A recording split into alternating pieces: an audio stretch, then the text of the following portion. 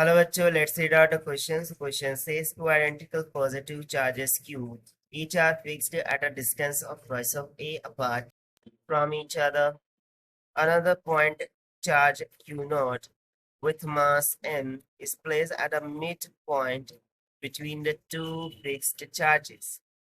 For a small displacement along the line joining the fixed charges, the charge Q naught executes as a chain, that is simple harmonic motion. The time period of the oscillation of charge Q naught will be. So basically यहाँ पर हमें बोला गया है कि दो point charges है, so हम मान लेते हैं कि कुछ इस तरीके से दो पॉइंट चार्जेस है, उनको इनिशियली एट चार्ज Q से फिक्स किया गया है with the distance of twice of A from each other.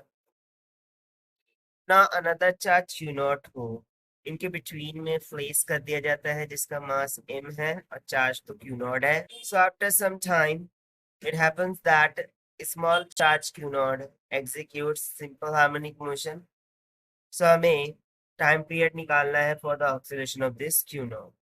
चलिए स्टार्ट करते हैं सॉल्यूशन से. But before of it, let's talk about the key concept which we are going to use here for this question. Since we remember the formula of Coulomb's force, this can be given by F is equals to K times of Q1 into Q2 divided by R square, where Q1 and Q2 are the required charges of between the two charge, R is the distance between the two charge, and K is the Coulombian constant. Similarly, second formula हम use करेंगे Newton's second law का, which says that force is equals to mass into acceleration. So from this point of view, first of all, if you see the charge Q naught is placed in between these two charges, so obviously एक charge से इसका distance हो जाएगा a and second charge से भी इसका distance क्या हो जाएगा a के बराबर.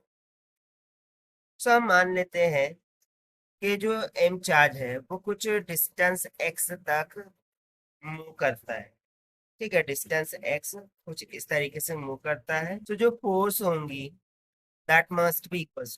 तो सबसे पहले तो due to first charge, this can be given by k into q1 q2. So q1 will be q, अब q2 हम मान लेते हैं q naught divided by r square, that means distance between.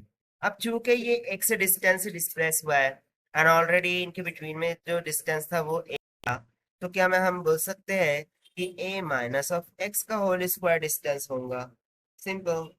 Then minus of the electrostatic force due to second charge.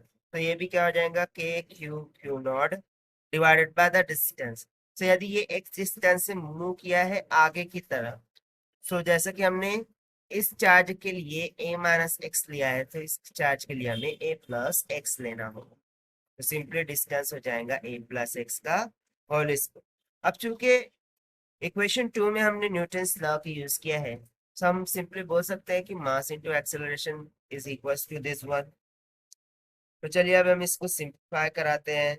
So this will become k times of q not को हमने common ले लिया. So inside of the bracket बच जाएगा 1 by a minus x का whole square minus 1 by a plus x का whole square.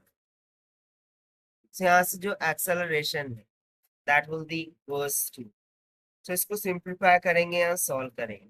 सो ये हो जाएगा k times of q into q not multiply by twice of a multiply by twice of x divided by a square minus of x square का whole square. So how did we do that?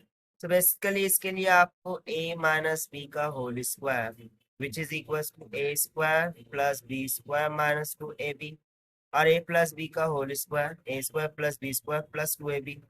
इस फॉर्मूले का आपको use करना होगा, simplify करना होगा, so you will get this expression.